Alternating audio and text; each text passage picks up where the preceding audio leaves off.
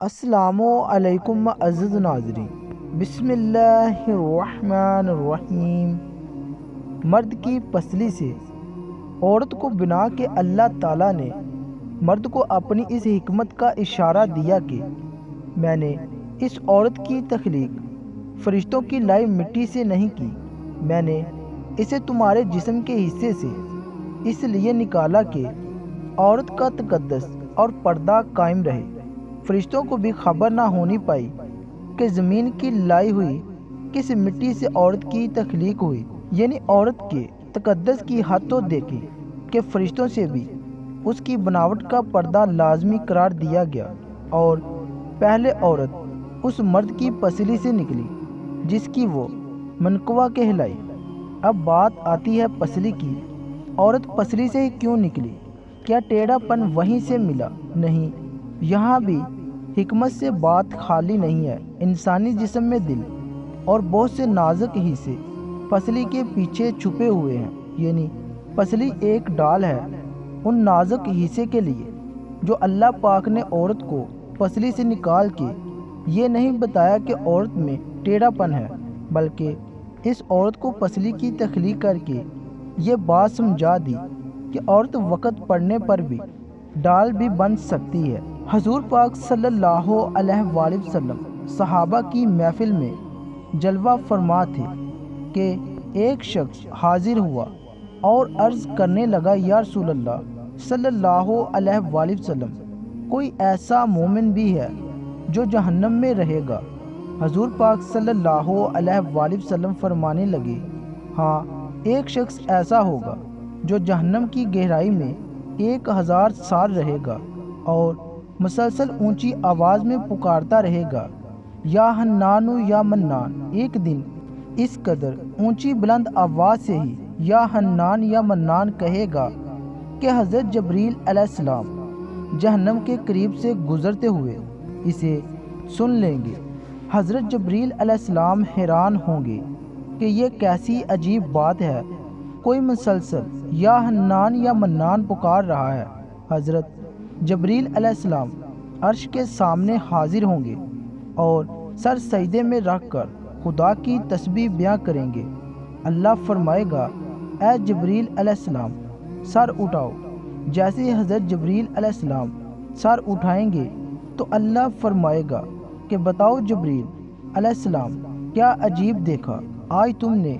حضرت جبریل علیہ السلام عرض کریں گے، اے ہمارے رب، میں نے جہنم سے آتی ہوئی ایک آواز سنی ہے جو کہ گہرے گرے سے لگ رہی تھی، کوئی پکار رہا تھا، یا حنان یا منان۔ اللہ فرمائے گا، اے جبریل علیہ السلام، جہنم کی دور کا مالک کے پاس جاؤ اور اسے کہو جو بندہ یا حنان یا منان کی صدا لگا رہا ہے اسے جہنم سے نکال کر ہمارے حوالے کر دے، پھر اسے میرے پاس لے آؤ۔ حضرت جبریل علیہ السلام جہنم کے دروازے پر تشریف لے جائیں گے، دروازے پر دستک دیں گے، مالک باہر آئیں گے۔ حضرت جبریل علیہ السلام انہیں اللہ پاک کا حکم سنائیں گے۔ حکم سن کر مالک جہنم کے اندر جائیں گے۔ حضرت محمد صلی اللہ علیہ وآلہ وسلم نے فرمایا، جیسے ماں اپنے بچے کو پہچانتی ہے، مالک ایسے جہنم کو پہچانتا ہے۔ اس کے باوجود آپ یا حنان یا منان کہنے والا شخص کو تلاش نہیں کر پائیں گے۔ باہر تشریف لائیں گے، حضرت جبریل علیہ السلام سے عرض کریں گے، اے جبریل، جہنم نے گہرا سانس لیا ہے، اس لیے کون سی چیز پتھر ہے، کون سی چیز لوہا ہے اور کون سا انسان ہے، اس کی پہچان نہیں ہو رہی۔ حضرت جبریل علیہ السلام پھر اللہ کی بارگاہ میں سجدہ کریں گے۔ اللہ پاک ارشاد فرمائے گا، اے جبریل علیہ السلام سر اٹھاؤ، تم یا حنان یا منان کہنے والے کو کیوں نہیں لائے؟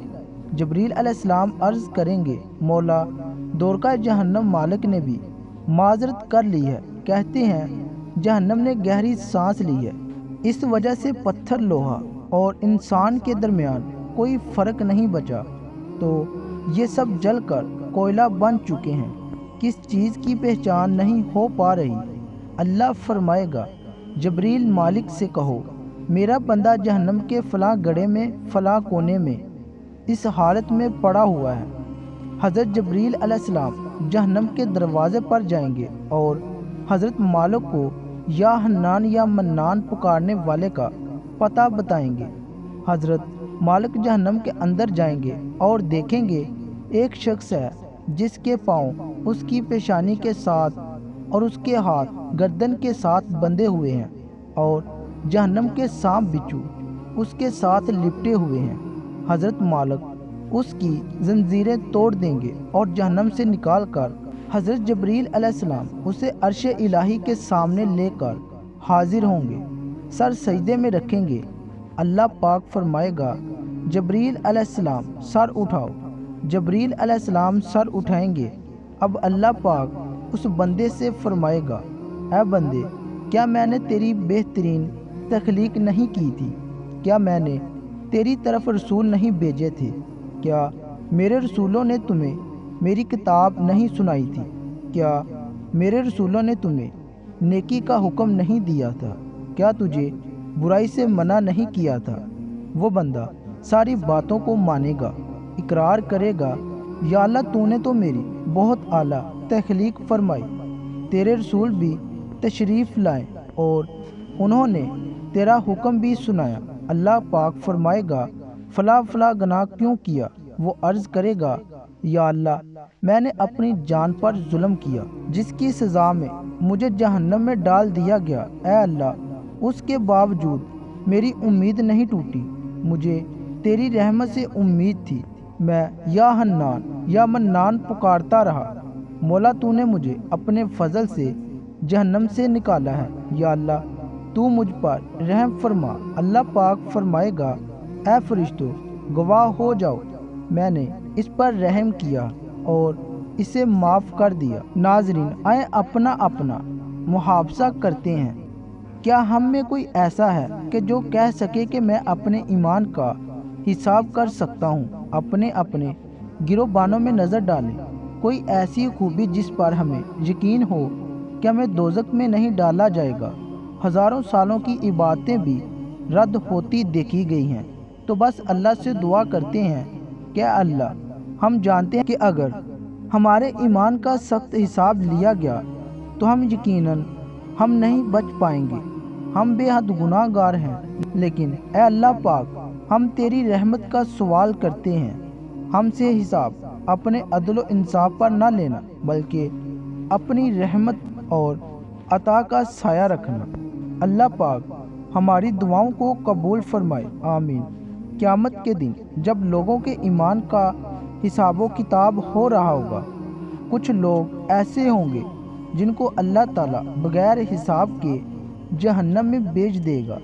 صحابہ کرام رضی اللہ تعالیٰ عنہ نے عرض کی، یا رسول اللہ صلی اللہ علیہ وآلہ وسلم وہ کون سے لوگ ہوں گے؟ نبی کریم صلی اللہ علیہ وآلہ وسلم نے فرمایا، وہ ظالم حکمران، وہ تاجر جو جھوٹ بولتا ہو، وہ بوڑھا شخص جو زنا کرتا ہو۔